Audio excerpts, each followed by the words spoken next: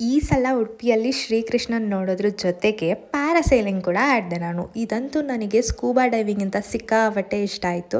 Welcome back to another day and another video. ಮುರುಡೇಶ್ವರದಲ್ಲಿ scuba diving ಮುಗಿಸ್ಕೊಂಡು next day ನಾವು ಬಂದಿದ್ದು ಉಡುಪಿ ಶ್ರೀಕೃಷ್ಣನ ದೇವಸ್ಥಾನಕ್ಕೆ.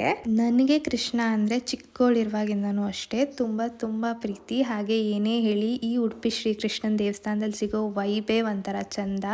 ಇಲ್ಲಿರೋ ಶ್ರೀಕೃಷ್ಣ, ಕಲ್ಯಾಣಿ, ಹಾಗೆ ಗೋಶಾಲೆಯಲ್ಲಿರೋ ಮುದ್ದಾಗಿರೋ ಹಸು ಕರುಗಳನ್ನೆಲ್ಲ ನೋಡ್ತಿದ್ರೆ ಇಲ್ಲಿಂದ ಆಚೆ ಹೋಗೋದಕ್ಕೆ ಮನಸ್ಸಾಗಲ್ಲ.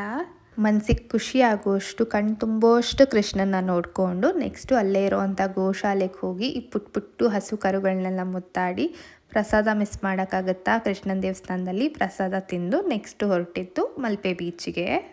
ನಾನಂತೂ ಇಲ್ಲಿಗೆ ಬಂದಿದ್ದೆ ಪ್ಯಾರಾಸೈಲಿಂಗ್ ಆಡೋದಕ್ಕೆ. ಬೀಚ್ ಮಧ್ಯ ಹೀಗೆ ಬೋಟಲ್ಲಿ ಕರ್ಕೊಂಡು ಹೋಗಿ ಇಷ್ಟು ಹೈಟಲ್ಲಿ ಆಲ್ಮೋಸ್ಟ್ 2 ಮಿನಿಟ್ಸ್ ಫ್ಲೈ ಮಾಡಿಸ್ತಾರೆ. ಎಷ್ಟು ಚೆನ್ನಾಗಿತ್ತಂತ ಅಂದರೆ ನನಗೆ ಸ್ವಲ್ಪನೂ ಭಯ ಆಗಲಿಲ್ಲ. ಅಷ್ಟು ಎಂಜಾಯ್ ಮಾಡಿದೆ ನಾನು ಇದನ್ನು.